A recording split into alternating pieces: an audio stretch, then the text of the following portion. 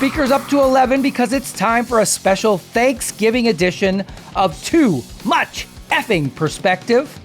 I'm your host, Alan Keller. And I'm your co-host, Alex Hoffman. Today, we welcome back 311's Nick Hexum to discuss his all-time favorite band, The Clash. And I think, old chum, that you'd also give thanks on this special holiday for The Clash. Is that true? That's true. One of my favorite bands, and certainly they have one of my favorite records ever, London Calling, which turns 45 in December, is really what I consider to be the rock and roll equivalent of Picasso's Guernica. Happy birthday, London Calling. Anyway, Alan, all pretentious references aside, can I ask you one simple question? Sure. What does Nick and you geeking out about The Clash have to do with our show, which is about Spinal Tap moments? To be honest, even I didn't really understand the connection when we decided to do this special episode, but upon researching the topic, I found something really fun. One of the members of The Clash said in an interview that This Is Spinal Tap was his favorite movie ever. Wow. I mean, that is a lot of connective tissue. So who was it? Well, you have to listen to the show just like everyone else, Alex. Alan, I wouldn't have to listen if you would have actually invited me to join the chat with Nick in the first place. Crying About It Now, my friend, is a train in vain. Okay, well, should I stay or should I go?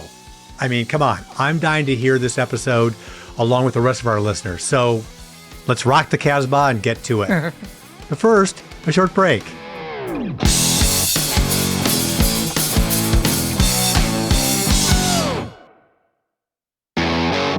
And now my conversation with fellow Clash fanatic, 311 lead singer, Nick Hexum.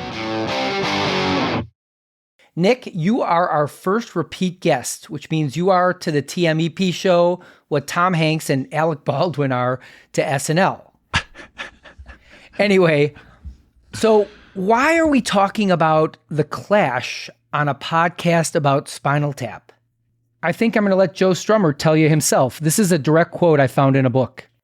That scene in Spinal Tap, my favorite film, where he's complaining about the sandwiches, I don't think we did anything as stupid as that, but it's in the ballpark. Somehow you become so stressed out, and that's why I think rock singers or opera singers have tantrums. So many things are demanded of you that you've got nothing left to give. But there's no stopping the demanding, and it says overbuild, but that doesn't sound right. Some circuits fuse and you start complaining that the smoked salmon doesn't fit the bread and throwing a fit about nothing. Love it. Isn't that awesome? So that was his favorite movie and he could really identify with it. Yeah. And we're not big complainers, but of course that feeling, comes up a little bit when you're like, this is skim milk. I asked for 2% milk. No, it's fine. It's fine. But we really work hard to not become entitled and stay in gratitude. It's hard, right? Joe is a man of the people, but, part of the Clash's crisis of identity was that they started feeling like they were becoming the rock stars that they were revolting against, right? Yeah. But they get big and they start making big bucks and they have trouble reconciling who they've become from who they were. Because fame changes you. It just does. Yeah. And then next thing, they're playing Shea Stadium right before The Who. And for me, I felt like we would take the best parts of punk rock, which was the individuality and not knowing boundaries. The Clash was such a wonderful example of creative freedom, especially Sandinista. And we're going to do a gospel song. We're going to do a jazz song. We're going to do a blues song. We're going to do a folky thing with, old English violins in it. I respect that so much, and I try and keep that attitude of creative freedom. In theory, that's true, but the punk orthodoxy is pretty rigid. We talked to Joey Santiago from the Pixies, and he's never considered his band punk, partially because of that pack mentality. He told us about a time he couldn't get into a punk rock club because he was wearing an Izod shirt. So, so much for individuality. And as for the Clash, when they started experimenting with their sound, they lost a lot of the people who didn't consider them punk anymore. Yeah. 311's comparison to that is, With the Blue album, it was a lot of really high energy, good live songs and short and sweet and that kind of thing. And then on Transistor, that was kind of our Sandinista moment when we got into like trip hop and chill moments and a lot of like dubby production. And there was a lot of people who were let down. We want another Give 'Em Enough Rope, equivalent. And we just weathered the storm and said, we just have to create this space for us by doing that.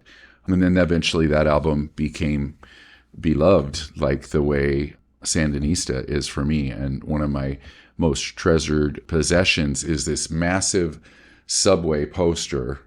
It says Sandinista Clash, and it has pictures of kids with guns and Sandinista revolutionaries in Central America. I found that on eBay a long time ago, and I finally got it fully restored and framed. And I was like, we're putting this up on our living room wall because it's the least Topanga thing. But I love Sandinista, and I was just re-listening to that this past week too. But you're not just someone who worshiped the Clash from afar. You actually knew Joe Strummer. Can you tell us about that? So how I met Joe was he was living in LA, back and forth between London and LA. This was maybe during the Transistor year of 97, 98. And I knew this guy who was acting as Joe's American manager, and he was having people over for dinner. Joe's going to be there. And he was talking to Adam Raspler, who was our manager at the time. Adam, you and Nick come over and we're going to hang out with Joe. And I was like, yes, oh my God, I can't wait. It was this cool Hollywood Hills house. And as soon as I walked in, there was this really cool Cuban music playing. And I walked over and I was just grooving to the music. I didn't see Joe yet. I was really nervous to meet my idol. And I walked over to the boombox. I saw an alien head. And I was like, that's a 311 sticker. What is going on here? And then the manager came over and was like, yeah, that's Joe's boombox. We used to have this sticker pack that had 5 alien heads and a 311 logo. And he had the 311 logo on the top of the CD thing. And then he just put the 5 alien heads all over his boombox. And it also had a Fender guitars and amps sticker on the boombox. And I was like, can this be real life? What is going on? That's wild. And then when I met Joe, I was like, you have our sticker? And he was like, oh yeah, I got a new boombox and I figured I had to make it cool. So I put some stickers on it. And that was just like, oh. Did he know where it came from? Yes. He was into 311. It's amazing. He loved All Mixed Up. Because that's stylistically, there's definitely a connection between the Clash and with the reggae and the hip hop and stuff. So it was an honor of a lifetime. So we hung out and talked, and then a month later, he asked me to be part of this supergroup that he was putting together for the South Park soundtrack. We did a song called It's a Rockin' World, and it was Tom Morello on guitar, DJ Bonebreak from X on drums, Ben Montench from Tom Petty and the Heartbreakers on piano, George Draculius and Rick Rubin were producing, or maybe George was engineering. And of course, Joe Strummer. He had this old 50s song and he was like, I want it to sound kind of like this. So he wrote this song and it was just kind of a simple rockabilly tune. And I played guitar in it. I can't really hear myself in the mix very well, but it was an honor of a lifetime to be in that super group for a day. That is a super group. That's like... Oh, and Flea on bass. Yeah, right. You told me that. Yes, that's just ridiculous. I mean, how incredible is that? Because you weren't just a Clash fan then. You were a Clash fan your entire life. Can you tell me about your earliest experience with the band? So, my moment of feeling most completely overwhelmed as a fan was when I saw the Clash play at the Omaha Music Hall in 1984. And Joe comes out with a bleach blonde mohawk and Ray-Bans, and they rip into London Calling so loud, and I got weak in the knees. I was completely overwhelmed, and I was tears. I mean, because I had been anticipating this moment so much. I made an outfit that said hate and war and stuff that I'd seen that they wrote on their shirts, in their pictures and stuff, and had my hair spiked up. And so that moment of hearing London Calling live, and it was so ear-splittingly loud that I really bad ringing for days after that. And it was me and two other friends, and one of their moms brought us, and she just sat crouched down below with her fingers in her ears the whole time because it was so loud. But it was just a transcendent show. It wasn't the original lineup. This was the Cut the Crap lineup. Let's talk about that for a second, because I, out of principle, have never listened to Cut the Crap until this week. And for our listeners, Cut the Crap is the last album under the Clash name, but it really isn't a Clash album because Mick Jones and Topper Headon were gone. And in their place was Bernie Rhodes, the Clash's manager since the beginning, a notorious eccentric and egomaniac who kind of manipulated Joe into firing Mick and making him, Bernie, his new writing partner. A lot of people don't even consider it a Clash album because Mick's not on it. So I listened to it for the first time, and it's like, the songs weren't as bad as I had anticipated. What'd you think? Yeah, I enjoyed it at the time because I was so hungry for any Clash music. I did listen to it a lot. But the Big Audio Dynamite stuff with Mick was probably a little bit better because that was like early sample. He had a lot of movie samples in there, Clint Eastwood and different things in there. But so a couple things about Bernie Rhodes and the Cut the Crap Clash. When I talked to Joe, I was like, so what happened, man? It's very unclear about what happened with the Clash. And he said, my manager, Bernie, told me to go disappear for a little while, just like as a publicity stunt. And I didn't tell my bandmates. And I went and I hid out in Paris for a couple weeks. And Mick was just like, I'm done with this prima donna. So, I mean, I'm sure that was the straw that broke the camel's back. Yeah. He told me some real cool nuggets of wisdom that I'll always keep with me. He said, you're going to want to know your family history. You're going to find that really interesting as you get older. And so I was like, yes. And now I do. And he said, man, immigrants, they have the hunger and the soul. The original lineup of the Clash was all like maybe second generation immigrants. Joe was born in Greece and, you know, he's probably a little bit more middle class than he let on, but they weren't like rooted in London. And I guess Mick's family was from Ireland. I don't know exactly, but he told me once I got the Cut the Crap version of the Clash going, it was these London insiders and it just wasn't the same, man. You got to have that immigrant heart. So I thought that was pretty interesting. Yeah.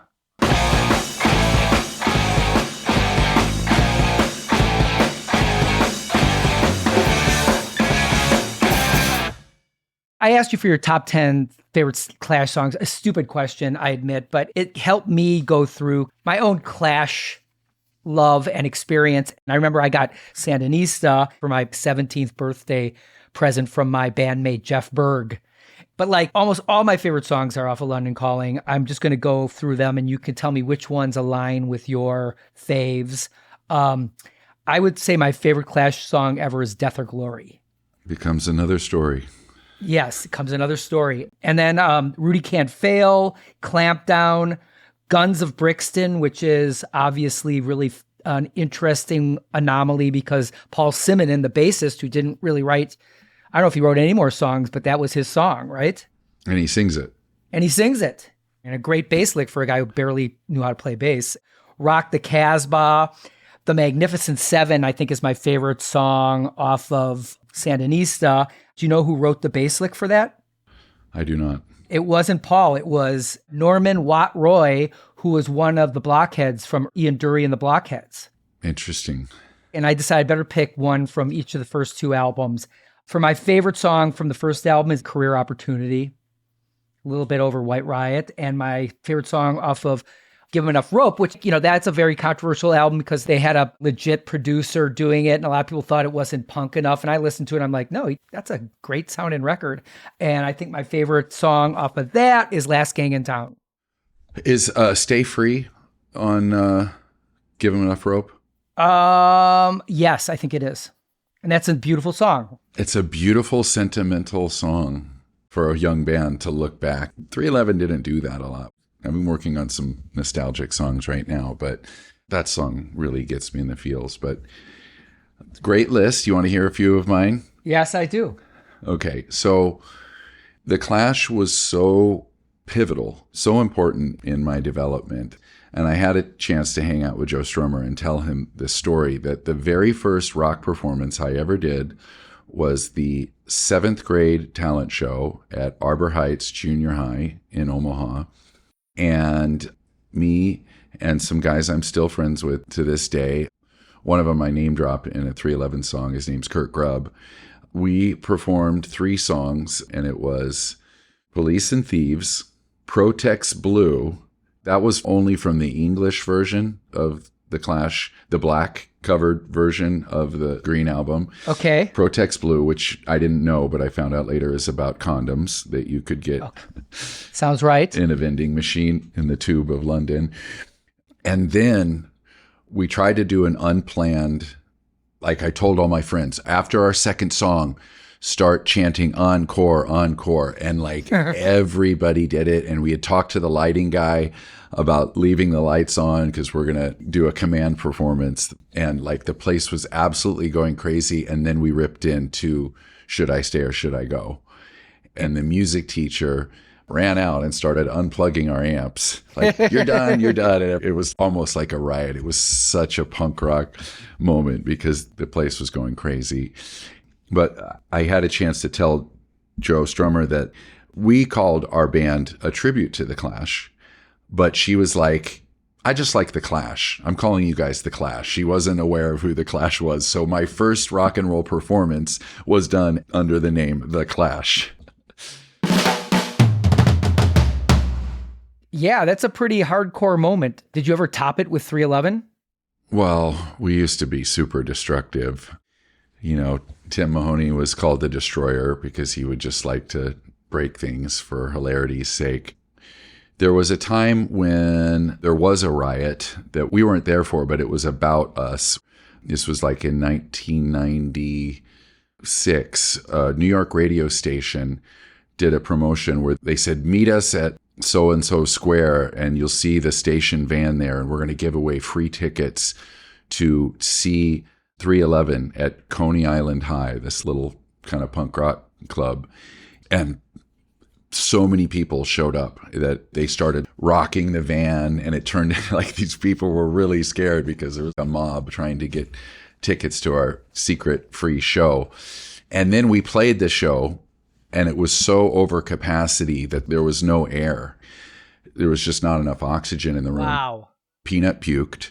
And I just remember like having to take a knee because there was just not proper ventilation. And there was just so much excitement. It was like probably at 120 degrees at least. And we're just jammed in there, way over capacity. We did get mobbed in Japan once where we were like, oh, let's go check out the mall. And then all of a sudden people found out and we were mobbed from all sides with fans. But yeah, but that's more of a Beatlemania moment. And as Joe says, Beatlemania has bitten the dust. Can you tell us a 311 moment where they might have called 911? Actually, after playing New York at Irving Plaza, we sat on the windowsills from the dressing room after the show and like waving to the fans. Everybody who had just come out of the show came down there and they started a mosh pit, and the cops on horses had to come and was like beating people back. So that was fairly punk rock. That's a good one. After we got done playing at a club called the Bayou in DC, there was an elevated road in front of the club, but it was fairly close to the building. So I climbed up onto this, it was like a exit, and we were just partying. Everyone was wasted after the show. And I looked down and everyone's down there below. And I was like, hey, you guys, watch. And I ran and jumped onto the roof of the building. And I jumped to the roof, which was lower. So I knew I could make it. But what I didn't count on is that the roof was one of those like gravel topped roofs. So I landed on my feet, but then I landed on my hands and like jammed gravel into my palms. And had a little tough time playing guitar for a few days, but it was pretty punk rock. Ouch. I've never told that story. That's a good one.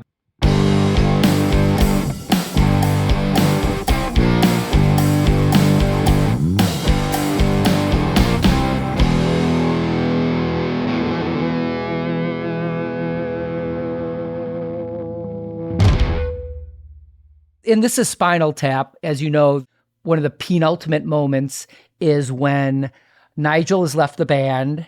They've had a big breakup, and David St. Hubbins is playing on stage, and Nigel shows up to tell them Sex, Foreign Woman is rising the charts in Japan. And that moment starts out very uncomfortable, but then David St. Hubbins invites Nigel up on stage and they're back, right?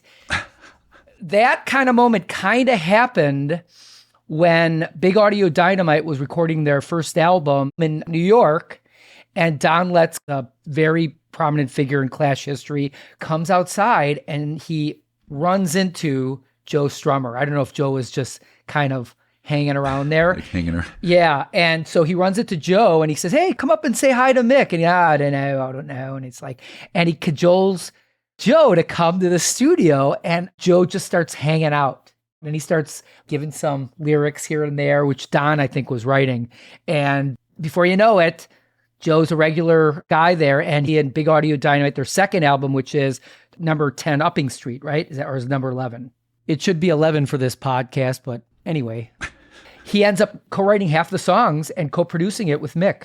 And so it's a lot like that Spinal Tap scene, isn't it? Wow. I did not know that part of the lore. Yeah. That's too bad. It's just would have been better if they just took a break for a while. You know what I mean? And they say that.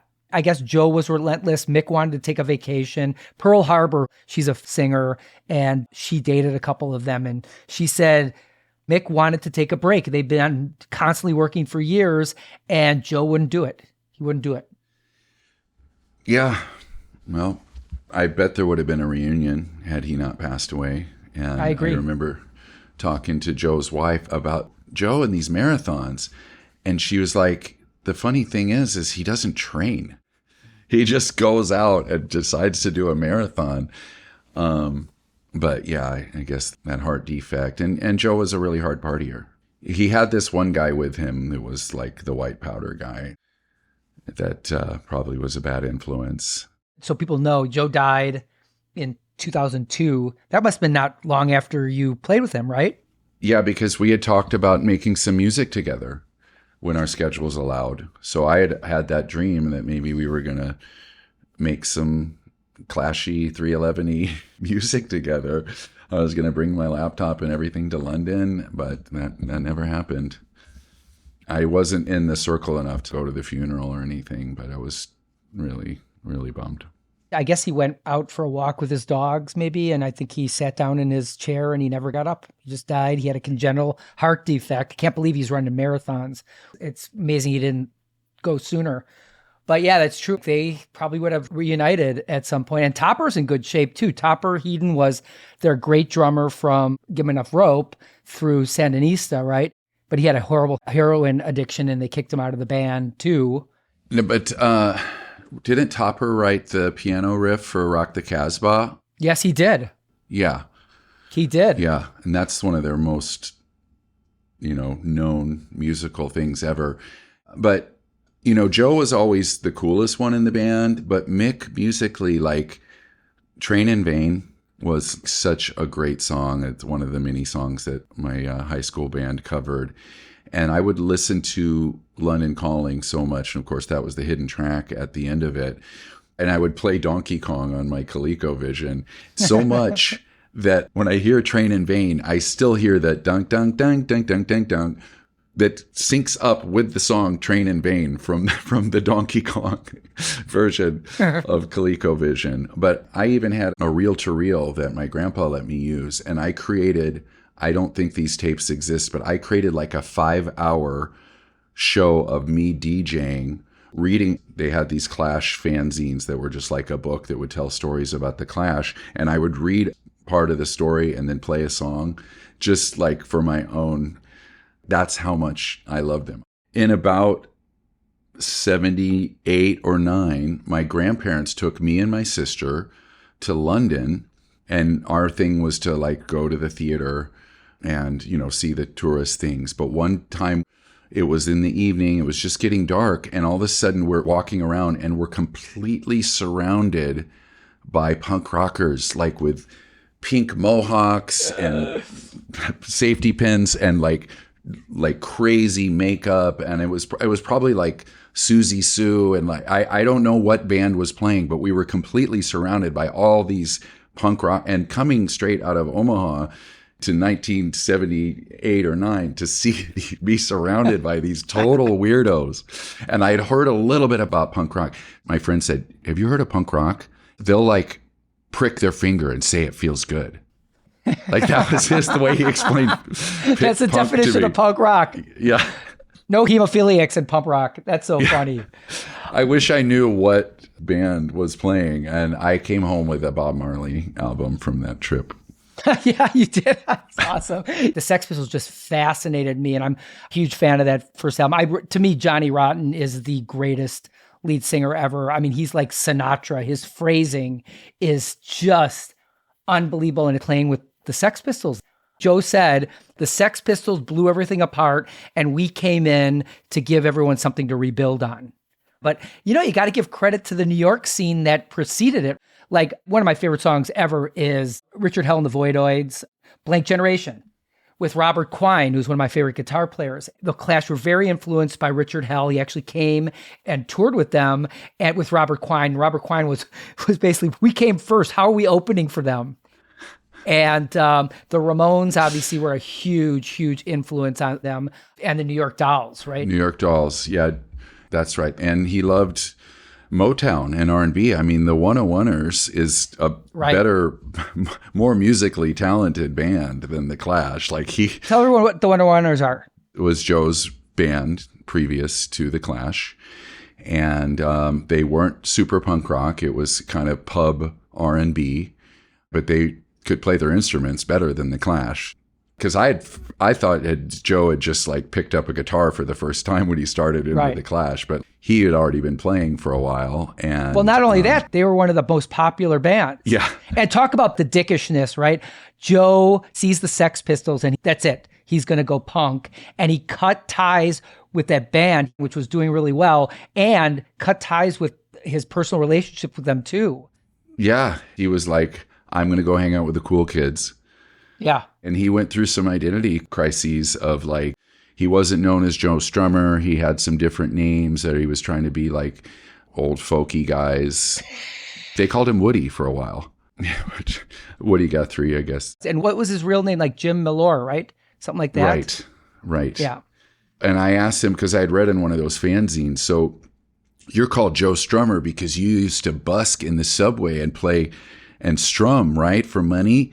And he was like, no, I just was called that because I couldn't play guitar very well, and all I could do was strum all 6 strings at once. Oh, that's hysterical. But yeah, regarding the Pistols, you were either a Clash guy or a Pistols guy, and I just liked the Clash so much more that I didn't listen to the Pistols a whole ton until I saw the documentary about 10 years ago. I was like, this is actually really good. What a great debut album. And of course it just fell apart so quickly, but I didn't really appreciate it because I was so obsessed with the Clash. I have a good story from another guest. Her name is Ramona Jans, and Ramona was basically one of the first female engineers, and she worked in New York in the late 70s, and the things she works on are like jaw-dropping. I think she worked on the first 2 Talking Heads albums. She worked on Coney Island Baby with Lou Reed. She worked with Eno. She was friends with Eno, and actually helped engineer one of the Ramones albums, but Johnny Ramone, who's a conservative Republican, didn't want her name on it because she was a woman. And after he died, I think the manager said, okay, we're going to give you your due now and put her back on the album. And there's a song Ramona after her that the Ramones did. But one of her stories was she was also in a punk band called the Coma Teens. And so she's in New York and she runs into Sid Vicious. And Sid Vicious goes, come on, let's write some music. And he drags her into a room and she goes, let's jam. And she goes, I couldn't jam at all. That was not what I did. And then all of a sudden he heard, Sid. And it was Nancy. And Sid dropped the guitar and ran the fuck out of there. And if anyone knows, Nancy and Sid, you got to see the movie Sid and Nancy. They had a very tempestuous relationship and they ended up dying together. Right? It was a murder-suicide, and he was very afraid of Nancy. He probably killed her in a domestic dispute, and then he got indicted but was let out, and then he overdosed. So yeah, Thank you. It was pretty close to a murder-suicide, but yeah, that's crazy. They burned so hot and burned out so quick.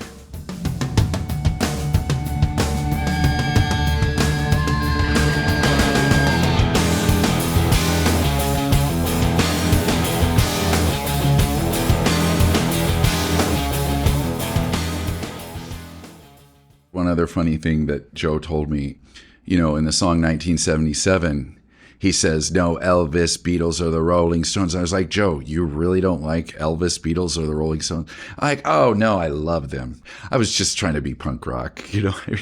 Of course he loves Elvis. I mean, their London Calling record cover, the font is taken directly from Elvis Presley's first big album. And the Rolling Stones were super punk rock. Of course, they got into their disco phase and everything, but I mean, what a bunch of rebels. So it was funny that he... that's really interesting because in Spotify's amazing podumentary on The Clash, Stay Free, narrated by Public Enemy's Chuck D, Chuck says that even he didn't mean to diss Elvis when he rapped in Fight the Power. Elvis was a hero to most, but he never meant shit to me. He just said that was posturing, just like Joe's posturing. Right. When you were talking about how irreverent The Clash was, in one of those fanzines that I read about a story where The Clash had agreed to do a benefit for a paraplegic guy who had been injured. But when they're playing the show, he's like, we'd like to dedicate this song to the guy with no legs. So, not very thoughtful. They couldn't remember his name or anything. So, the guy with no legs. Oh, that's awesome. Not nice. Well, okay. Any other songs you want to call out? What about Police on My Back? Yeah. Neener, neener, neener, neener. That was probably the rockinest song on Sandinista. It sounded like, earlier stuff. So. Do you know that's a cover? I did not know that. Remember the guy who had the song, We're Gonna Rock Onto Electric Avenue? Eddie Grant. That's an Eddie Grant song from the 60s. Interesting. Yeah, isn't that cool? I found that out in the research for the show. You learn things. They did killer covers, though. I mean, of course, I Fought the Law and the Law Won was just such a slam dunk. And then on London Calling, they put the song Stagger Lee as a little 6-bar intro before the song Wrong and Boyo. It must have been really difficult to clear the publishing to play a little bit of the song and singing the actual melody and then start all over again and go into a different song. I have no idea how the managers could take care of that. But I think London Calling was the pinnacle for me just because they still had the energy that I was first drawn to. I love the experimentation of Sandinista, but the experimentation started in London Calling. And, Joe said we had really developed our muscles from all that touring after the first 2 albums, and it was time to show them off on London Calling. I'm always so interested in artistic growth, like the Beatles in the 8 years they were together. I mean, extraordinary. And then David Bowie reinventing himself after every 2 or 3 albums. It's Picasso-ish, or is it Picassosian? But it's almost unsustainable. Sandinista kind of proves that, right? It's like, all right, we've just made this huge artistic leap from Give 'Em Enough Rope to London Calling. And then they try to take it into this almost like, okay, we're going to try to do everything that's in our head. And it's all over the place. But you're right, it's unsustainable. How many times can you change what you're doing? Yeah. And that's why I kind of thought let's in 311 try and have more of a slow burn. I mean, we just celebrated 34-year anniversary since our first show. And we have a new album that we're just super excited. It feels like just the right amount of step forward with keeping the 311 DNA with some really exciting new production styles in there. It's like a more modern, but with the rootsy stuff. So I would love to be an artist that could go with these radical reinventions, but it's much better that we've been able to stay together. So I think I would sacrifice a little bit of white hot burning to have some longevity because it's about the process and we've got to enjoy the process for so long. And the band has to be with you on experimentation. I don't know if you know this, but U2, when they did Achtung Baby, which I think is by far their best album. They did it with Eno. They moved to Germany, and Larry, what's the bass player's name? Adam, were really not into it. And they had to kind of drag them along. They're like, we got a good thing going. What do we have to change everything, right? And then they make this great album, which is kind of outside of their canon, certainly at the point. But you got to take chances, right? That was my favorite U2 album too. And when we were just in Germany a few weeks ago, I listened to Achtung Baby in its entirety. And that was actually an important album for 311 because we respected U2, but on Achtung Baby, they found the groove with like hip hop beats in there. And we listened to that all the time. When we still lived in Omaha in 1990 and 91, we listened to Achtung Baby when we were partying a lot. And that was a really exciting step forward that improved them in my eyes.